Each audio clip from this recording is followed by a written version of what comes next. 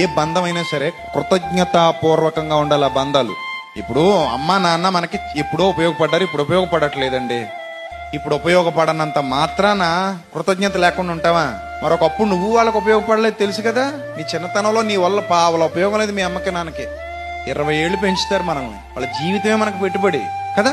ముసలి వయసుకు వచ్చాక ఇంక వీళ్ళ వల్ల మనకు ఉపయోగం లేదు, పండుటాకులు ఎగిరిపోండి చచ్చిపోండి అంటే తప్పు కదండి అది. కొంతమంది ఇంట్లో ముసలాన్ని అలాగే అంటుంటారు, చావే బాబు నీకు చావు రావట్లేదు ముసల్దానా, నువ్వు చస్తే బాగుంటది అంటారు. తప్పండి, అది చాలా పాపం. అది ఏదో రోజు మీకు ఆ సీన్ రిపీట్ అయింది అనుకోండి, అప్పుడు అర్థం అవుద్ది. ఎప్పుడు అలా అనకూడదు. ఎందుకంటే ఈ భూమి మీద మనం బతుకుతున్నామంటే కొన్ని వందల మంది సహాయం వల్లే మనం ఈరోజు ఇలా ఉన్నాం.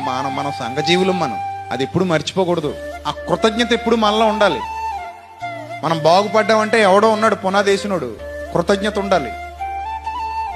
కృతజ్ఞత ఎప్పుడైతే పోతుందో నువ్వు చచ్చినట్టు లెక్క. అర్థమైందా?